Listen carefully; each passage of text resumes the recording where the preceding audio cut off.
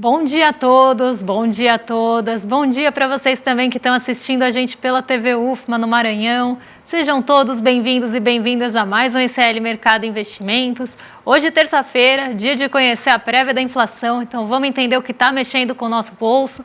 Eu separei aí também um estudo para a gente falar aqui, porque depois do que foi exposto no N1, eu me senti na obrigação de não só trazer as médias das taxas de juros praticadas no Brasil, mas também as máximas. Então eu trouxe aí o ranking top 10 das maiores taxas de juros vilões aí do nosso bolso no mês de abril, já dados atualizados do Banco Central. Então, diretamente do Banco Central para vocês, a gente vai conhecer quem está penalizando a gente e quais taxas abusivas são cobradas.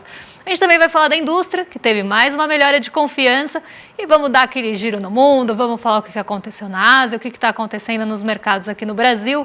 Mas antes de tudo isso, André, bom dia, como você está? Bom dia, Débora, bom dia a todos os nossos telespectadores. Dias do IPCA 15, a prévia da inflação que saiu um pouco abaixo do esperado aí, e uma boa notícia com a desaceleração do preço dos alimentos. Vamos explicar agora tudo o que aconteceu, vamos mostrar também aquele passo a passo aí para a gente entender quais grupos ainda estão afetando mais a inflação, e continua sendo a feira, né? Já vou dar o spoiler para vocês, mas a gente tem outras notícias importantes também. A gente vai falar aí da confiança da indústria, que a indústria está bem confiante, isso aí é um bom sinal. A gente tem aí uma indústria mais aquecida do que se esperava nesse começo de ano, e vamos ter esse estudo aí também das taxas de juros aí que a Débora preparou aí para todo mundo ver, né?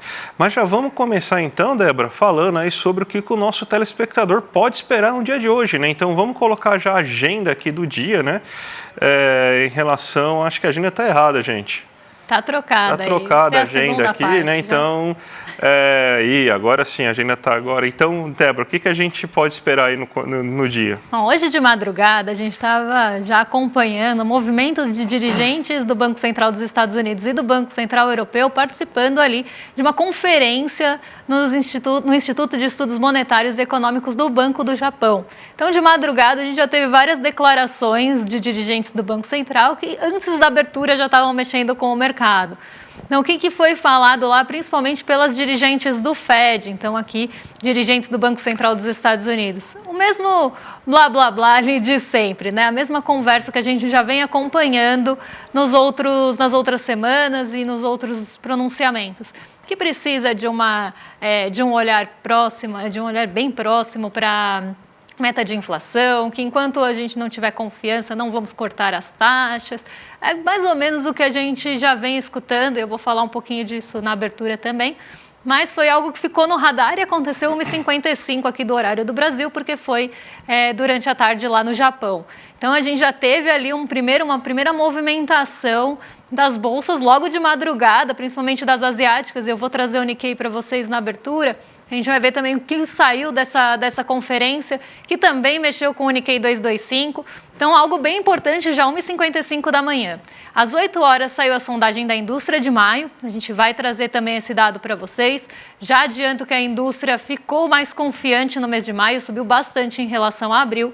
E a gente vai ver de onde veio essa melhora de expectativa do setor industrial. Saiu o IPCA 15 de maio, então a prévia de inflação que mede ali os 15 últimos dias do mês de abril e os primeiros 15 dias de maio. Então vamos ver aí nessa medição o que está mexendo com o nosso bolso. O André já contou aí, já deu spoiler que a feira continua vilã, mas vamos ver aí o que mais está mexendo aí com o bolso do brasileiro. Agora às 10h55 está tendo uma participação do presidente do Fed de Minneapolis em um fórum de política monetária também, algo que junto ali às declarações do Japão devem ficar no radar. Então a gente deve ter também uma centralidade nessa reunião.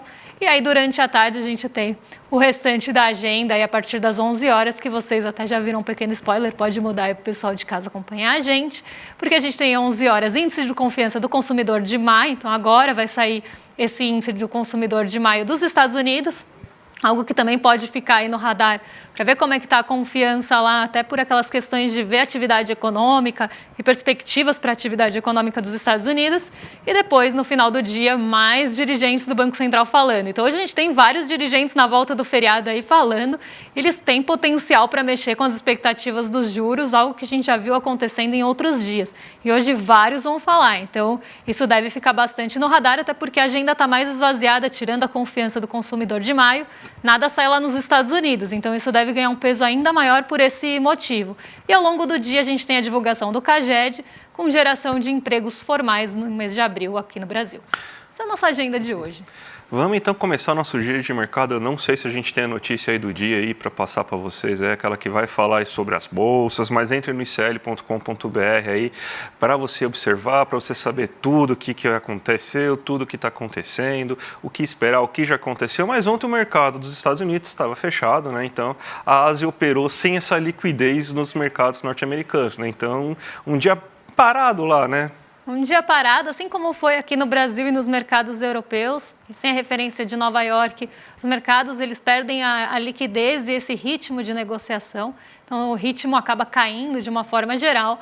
E o Nikkei 225, ele caiu junto com o ritmo, ele caiu 0,11% ontem, né, na verdade, nessa madrugada, e a gente tem alguns motivos para isso, não só a queda da liquidez e menor volume, vamos falar assim que é melhor, de negociações, mas a gente tem lá no Japão um outro fator. A gente estava falando daquele evento que teve no Japão ali em relação à política monetária, e nesse evento falou o vice-presidente do Banco do Japão de desafios que o Japão deve ter nesse momento que as taxas de juros ainda estão altas no mundo, e o Japão ele tem uma política que é até chamada de ultracomodatícia, ele está deixando de ter essa política agora. Teve uma primeira elevação de juros em 17 anos, e aí o Banco do Japão está vendo um desafio nesse cenário de como lidar com as taxas de juros japonesas diante desse cenário de juros mais altos nos Estados Unidos, por exemplo, que a gente está vendo. E aí isso também trouxe, né, depois dessa fala, e depois dessa fala conjunta ali com outros dirigentes de bancos centrais de uma forma global, a gente teve um aumento das expectativas para os juros de 10 anos no Japão, algo que não se via há 12 anos. Então, a gente teve uma alta ali para 1,02% ao ano, então a taxa de juros lá é bem baixa, esteve negativa por muito tempo, e a expectativa para a taxa de juros subiu para esse patamar que não era visto em 12 anos. E isso também diminuiu o apetite pelo risco. Então, a gente já estava com uma liquidez diminuída, um volume de negociações menor no continente asiático de uma forma geral, não tinha referência de Nova York e ainda teve essa conferência de política monetária que todos esses pontos foram trazidos. E aí as expectativas de juros subiram, a gente sabe que isso diminui o apetite pelo risco, e o Nikkei 225 hoje caiu 0,11%, trazendo aí um ponto de atenção na Ásia, por isso que trouxe ele, mas justamente por esse movimento dos juros lá no Japão. Vamos agora para o Brasilzão, né? Porque o IPCA 15 saiu agora de manhã, às 9 horas da manhã, foi divulgado pelo IBGE, e a gente tem aqui algumas notícias interessantes para tratar aí sobre ele, né? Então o IPCA 15 ficou em 0,44% em maio, o mercado estava esperando 0,47%, né?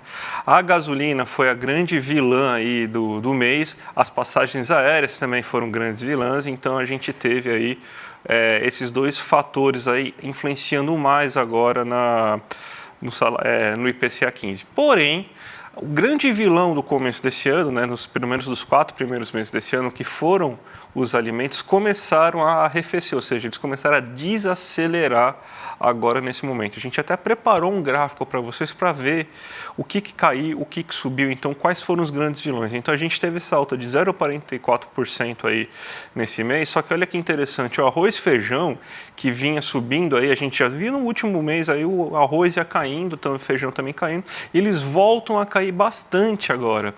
Você tem então o momento da colheita agora no Rio Grande do Sul, mesmo com aqueles problemas, e também foi anunciado também importação, caso necessária, do arroz. Então, mesmo se você tiver problemas de logística para para você conseguir aí transportar o arroz, a gente vai ter então esse arroz importado que vai acabar abastecendo o mercado aí nesse momento. Então o arroz e o feijão tiveram uma queda.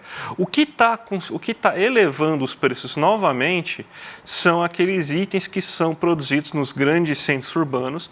A gente ainda está com uma condição climática ainda um pouco desfavorável, que está elevando aí os custos de produção, está tornando as safras menos produtivas, a qualidade dos bens também está bem menos produtiva. Então você vê, batata subiu agora 3,57, cebola subiu 16,05, cenoura subiu 9,43, hortaliça subiu 2,23, mas então, tirando esses itens que a gente observa e compra na feira livre, os demais a gente teve queda. Frutas caíram, carnes caíram, farinha de trigo caiu, aves e ovos, um leve aumento. O leite, sim, o leite aumentou novamente 1,94%, mas a gente começa a ver diversos itens alimentícios que estavam subindo aí de preço nos últimos meses, melhorando aí suas condições. O que cresceu aí nesse último mês foi justamente combustíveis veiculares e também produtos farmacêuticos. A gente teve aí no começo aí do mês, no final aí do mês de abril, e a gente captura isso aí no IPCA 15, né, porque ele é do dia 15 até o dia 15, produtos farmacêuticos foram reajustados. Então, em média, você teve um reajuste de pelo menos 1,9% aí dos produtos farmacêuticos. A gente sabe que tem produto farmacêutico que teve reajuste de 2%, 3%, 4%, mas em média você teve essa alta de 1,9%, tanto que o grupo saúde foi aquele grupo que mais foi impactado aí nesse momento, né? Então, você tem justamente pelo preço dos medicamentos aí sendo divulgados, né? E você também tem os combustíveis que acabaram tem um aumento do preço. A gente tem aqui, por exemplo, o gasolina subiu 1,94%, 1,9%, perdão. O etanol subiu bastante, então você tem que mais açúcar está sendo exportado, então os usineiros eles preferem exportar o açúcar porque o preço da commodity está melhor no mercado internacional, então eles produzem menos etanol. O etanol fica mais caro aqui, então o etanol ele segue muito a lógica do preço das commodities, então é diferente, por exemplo, não tem reajuste da Petrobras nem nada. A gasolina está subindo mesmo sem reajustes anunciados, está subindo os postos de gasolina, lembrando que os postos podem praticar o preço que eles quiserem aí, dependendo do que eles querem, né? Então, teve esse aumento dos postos e o diesel subiu 0,37. Então, se a gente for apontar culpados esse mês, Débora, é uma mistura de preço de medicamentos, preço de transportes, né, principalmente veiculares, a gente não colocou aqui, mas a passageira subiu 6%, então, mas não é uma coisa que a gente consome todo dia, então afeta mais as pessoas com maior renda, mas a passageira subiu, e a gente tem importantes quedas de alimentos ainda, né? Então é isso aí que aconteceu, né?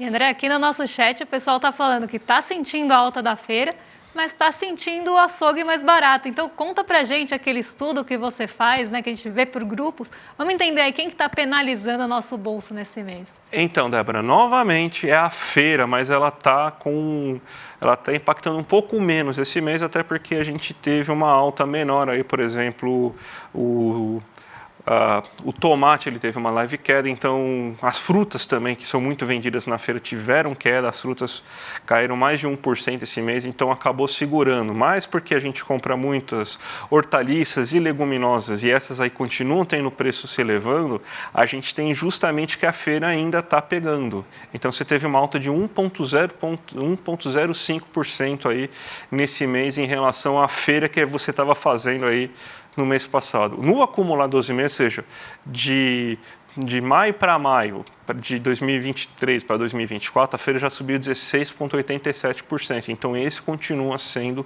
o grande problema da inflação de alimentos aqui no Brasil. E na inflação geral, né? Porque a feira está se elevando bem consideravelmente agora. Mas o açougue caiu. E o açougue está caindo consideravelmente. Se a gente for pegar só as carnes bovinas, as carnes caíram 8,18%, mas o açougue no geral, porque o açougue você também vai comprar linguiça, salsicha, você também vai comprar frango, o açougue caiu 6,18% aí nesses últimos 12 meses, e a queda observada do preço da carne nesse último mês aí foi de 0,49%. O mercado ele ficou bem estabilizado. O mercado, se a gente pegar aquele grande, não a Faria Lima, né, mas o grande hipermercado, supermercado que você vai lá fazer a compra ou da semana ou do mês, que você vai comprar produto de limpeza, vai comprar alimentos industrializados, pode fazer sua feira lá, quem não tem tempo de fazer a feira semanal, pode fazer seu açougue lá, porque eles também têm açougue, peixaria, padaria e tudo mais. O mercado ele subiu 0,2%, ou seja, ele ficou quase estabilizado. E ele tem uma alta de 3,1% aí nesse mês, né? Então, você tem justamente essa alta de 3,01% nos últimos 12 meses. Então, esse aí é o que subiu o mercado, ou seja, ele subiu abaixo da inflação. Porque se a gente pegar a inflação acumulada em 12 meses, ela está em 3,7%. Os boletos, aquilo que a gente paga de conta de água, luz, streamings, TV a cabo, celular, eles caíram 0,12% e está em 3,57% no acumulado 12 meses. Ou seja, eles estão abaixo daquilo que também está a inflação oficial do período, que é de 3,77%. O lazer também teve uma pequena alta, de 0,22%, mas o lazer ele está um pouquinho acima da inflação acumulada de 12 meses, está em 5,52%. Mas lembrando que quando você tem um aumento do lazer, é muito porque as pessoas estão ganhando melhores salários nas atividades de lazer, que também é resultado de maior procura faz com que maiores contratações aconteçam. Então, a gente pode chamar a inflação de lazer inflação boa, né? Porque é a inflação que está refletindo o aumento de renda, um aumento de procura por lazer. Significa que as pessoas estão melhores, estão com mais renda, estão podendo gastar com lazer e o setor de lazer está respondendo isso com o aumento de sua atividade, aumentando seus custos, então esses custos são repassados para os preços. Então, essa aí é um reflexo da inflação agora aí, Débora, do mês de abril, pelo menos da prévia da inflação do mês de maio, que eu falei abril, mas é do mês de maio, né? Então esse daí foi o reflexo que a gente teve aí da inflação. Já dá para ter uma ideia, né? Um termômetro aí do que esperar também para a inflação de maio cheia, quando o mês finalizar. A gente vai trazer uma notícia também agora sobre a indústria, porque a gente trouxe alguns dados ali de confiança industrial que já tinham saído anteriormente, então está aqui agora a notícia no nosso site. A confiança da indústria subiu 1,2 ponto percentual em maio e a gente vai ver aí da onde foi essa mudança de confiança, da onde veio a mudança da confiança e que em alguns segmentos a gente já pode ver a queda na confiança por conta do desastre aí que está acontecendo no Rio Grande do Sul. Os impactos ainda não são tão evidentes, mas a gente já consegue perceber em alguns setores que isso já está aparecendo. Mesmo assim, a confiança ela está melhor do que no ano passado e está melhor do que o mês passado também. Então, se a gente pega o índice de confiança, ele é ali composto por dois outros índices, que a gente pega índice de situação atual. Então, como é que o setor industrial está avaliando a situação atual da nossa economia e do Brasil de uma forma geral? E o índice de expectativas, aqui, expectativas para o futuro. Então, a gente tem como está sendo a avaliação do cenário para o futuro, até para pensar em investimento, pensar ali em investimentos que vão ser plantados hoje para colher no futuro, plantados aqui, estou usando essa analogia, mas aqui feitos na indústria. E o nível de utilização da capacidade, que caiu um pouquinho nesse mês de maio, mas o restante ou ficou ali muito de lado ou subiu. E aqui a gente tem esse gráfico que mostra para a gente que a confiança da indústria vem melhorando, principalmente do fim do ano passado para cá. Então, a gente vê essa melhora na confiança da indústria, vê essa melhora também no índice de utilização da capacidade. Uma coisa também está muito ligada à outra, porque se tem uma melhora na análise das expectativas, se tem uma melhora da análise da situação atual, vai ter ali maior utilização da capacidade produtiva ali da indústria. Então, a gente vê que teve essa alta, essa melhora aí ao longo do ano, né? Então, a gente está pegando maio de 23 até maio de 24, a gente vê que a curva é ascendente. Mas eu montei um outro gráfico para vocês para ficar mais fácil da gente ver como é que foram essas variações. Então, aqui, em relação ao ano anterior, o índice de confiança subiu 5,2 pontos percentuais, então a gente está tendo uma confiança melhor da indústria, 5 pontos acima do que a gente tinha numa confiança da indústria lá em maio de 2023. Então a confiança como um todo subiu e a gente tem o índice da situação atual puxando mais essa expectativa para cima, essa confiança para cima. E o índice de expectativas também subiu, mas subiu ali menos do que o da situação atual. Então, as expectativas para o futuro elas estão melhores do que estavam em maio do ano passado. A análise da situação atual, mesmo que a gente tenha aí toda a tragédia do Rio Grande do Sul, a gente ainda tem uma análise de situação atual mais favorável da indústria de uma forma geral do que se tinha no maio do ano passado. E aí a indústria, a confiança sobe como um todo, que é o que vocês estão vendo aí, o 5,2. Em relação ao mês anterior, a gente vê que as expectativas ficaram ali bem perto do 0 a 0, subiram 0,2% em relação ao mês passado. E aí, assim, a gente começa a ver talvez esse impacto da tragédia do Rio Grande do Sul, do desastre que está acontecendo lá, nas expectativas para o futuro. E a gente também tem alguns setores específicos que acabaram sofrendo mais, e isso já aparece na pesquisa que está completa lá no site da FGV, para quem tiver curiosidade. No nosso site também tem um resumão bem legal. E a gente vê aí o índice da situação atual. Então, a análise ali da situação atual melhor do que o mês passado. Então, a gente tem uma melhora do ambiente atual para o setor industrial nesse mês de maio. E aí os dois juntos puxaram o índice de confiança para cima em 1,2 ponto percentual em relação ao mês passado. E algo que a gente vem acompanhando mês após mês, e no PMI também, no índice dos gerentes de compra industrial, a gente vê que o setor industrial está ali com um termômetro muito positivo, mostrando que a gente tem um ambiente mais favorável para a indústria nesse ano do que se tinha no ano passado e também mais favorável do que estava no mês passado, embora as expectativas tenham ficado aí quase de lado. Você preparou também para a gente, Débora, um trabalho bem legal aqui sobre taxa de juros. A gente até saiu ontem algumas taxas de juros que tem no nosso site aí, né? A notícia está aqui. Mas você falou aí do que são as maiores taxas de juros da economia brasileira, né? Montamos um gráfico aqui para vocês verem aqui. Então, Débora, quais são os campeões aí das taxas de juros aqui no Brasil? Vamos dar nome aos bois, porque esse dado é aberto, esse dado está lá no Banco Central para quem quiser ver. E aí eu fiz um ranking, né? Eu peguei ali do maior para o menor e fiz o ranking das 10 maiores taxas de juros aqui do Brasil. Então, nossos vilões, seja no cartão de crédito, no cheque especial ou no crédito parcelado, naquele cartão de crédito parcelado, que seria alternativa ao rotativo, eu trouxe ali as taxas de juros ao mês e ao ano para vocês. Eu me senti na obrigação de trazer esses nomes e o que está acontecendo, né? O que a gente tem de dado ali no Banco Central depois daquele escândalo que a gente viu no N1, no ICL Notícias, primeira edição, sobre as taxas de juros cobradas ali naquele empréstimo que você pega no caixa eletrônico, uma taxa impensável e impagável. E aí eu resolvi pegar o ranking top 10 das maiores taxas de juros do Banco Central. Então vamos lá, porque aqui são as taxas de juros do rotativo do cartão. Ontem a gente falou de rotativo do cartão, falou de crédito parcelado, falou de várias taxas, só que aquelas são as médias. E eu até falei, gente, olha, essas são as médias, mas a gente tem taxas que são praticadas muito acima disso. E hoje eu vou aí mostrar para vocês que realmente a gente tem taxas muito acima disso. Então, enquanto a média lá do rotativo do cartão está perto dos 440%, que já é um escárnio, né? Já é um abuso, já é algo impagável, a gente tem aqui os 10 primeiros bancos que tem taxas de juros mais altas no ano.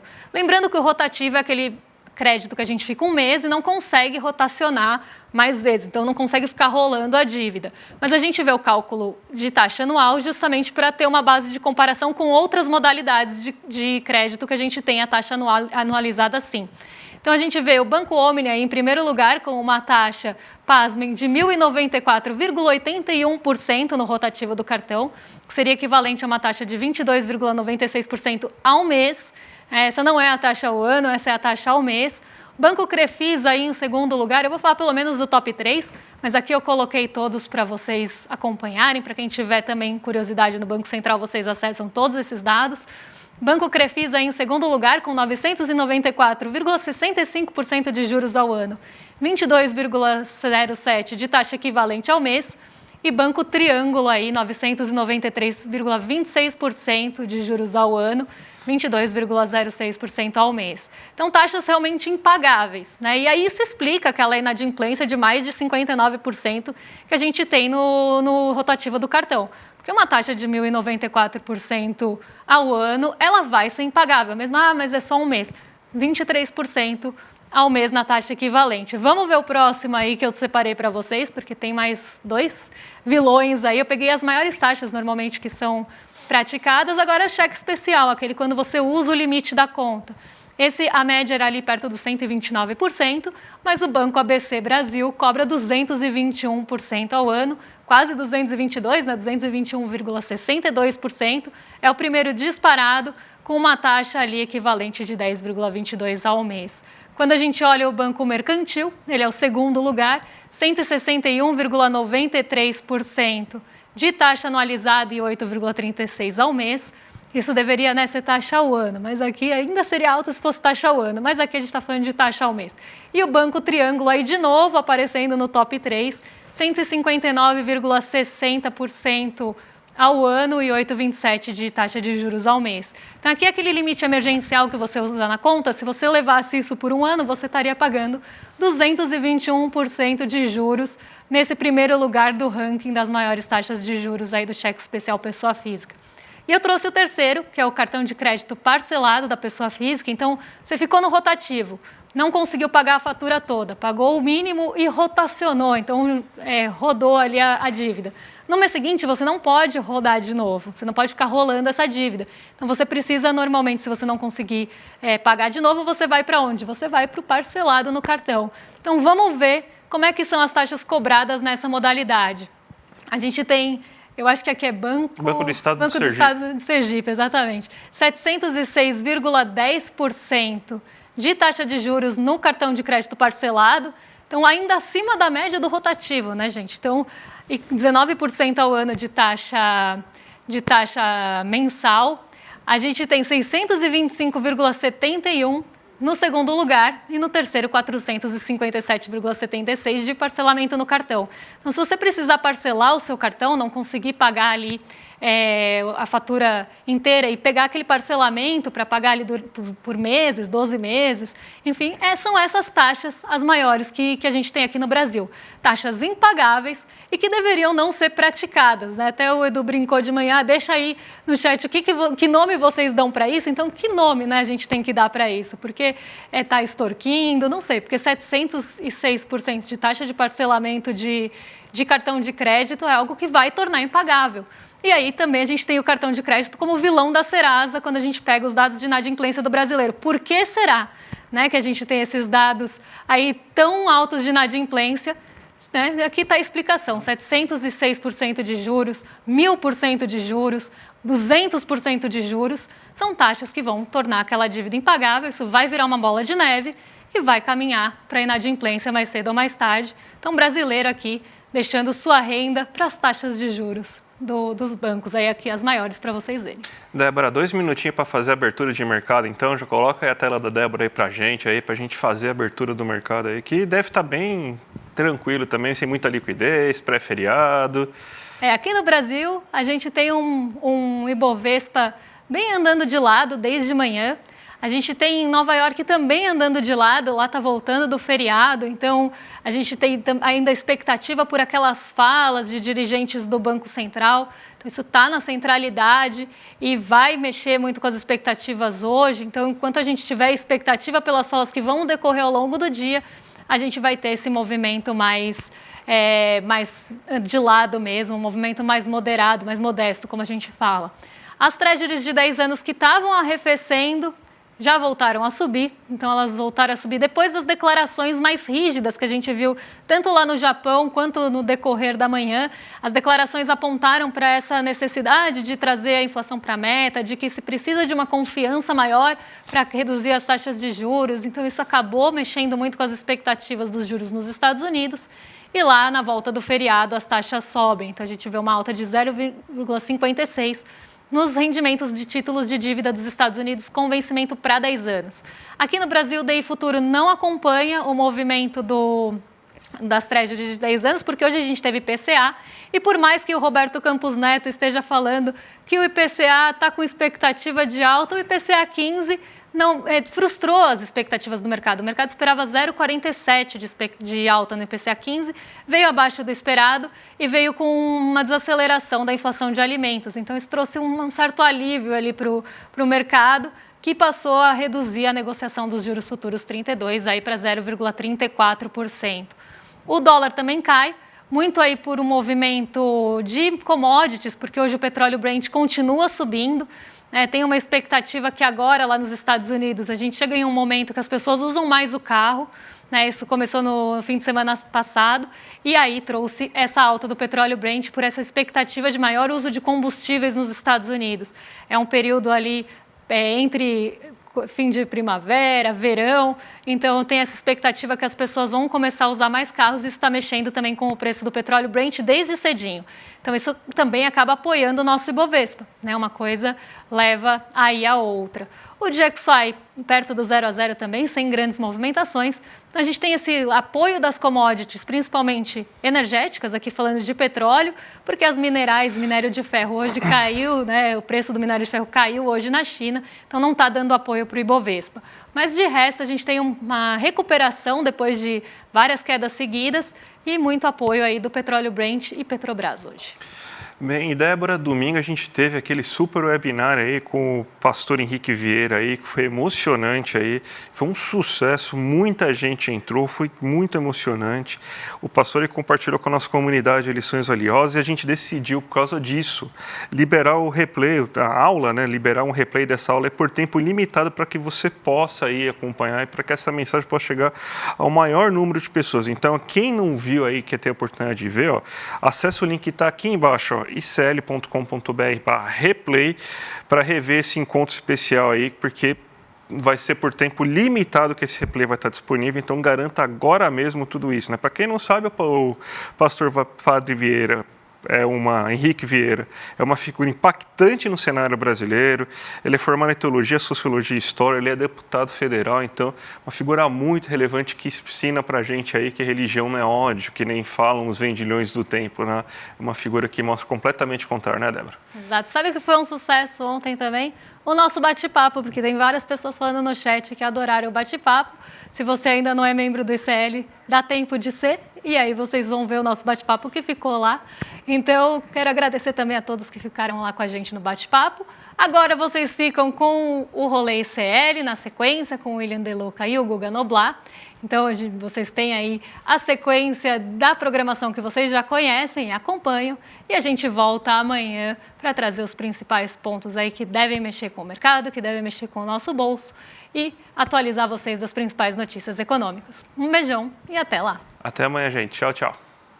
Turma, que encontro a gente teve com o pastor Henrique Vieira. Não é exagero dizer que dezenas de milhares de vidas foram tocadas e transformadas por uma mensagem de amor, do amor, como ele mesmo disse, revolucionário, que não tem como, faz a gente diferente. Tem um monte de gente pedindo para assistir de novo, para poder assistir junto com a família, ou para poder relembrar coisas que ele falou, e a gente resolveu liberar o replay para vocês poderem assistir. Não tem nenhuma pessoa, nenhuma vida que não precise do que foi dito no domingo com o pastor Henrique Vieira. No final, a gente fez um presente ali para todo mundo que assistiu o encontro, quis fazer parte da comunidade do ICL. E a gente resolveu manter esse presente para todo mundo que vai assistir o replay. Assiste, você vai entender o que eu estou falando. Bom momento de inspiração para a sua vida com essa aula que você vai assistir agora.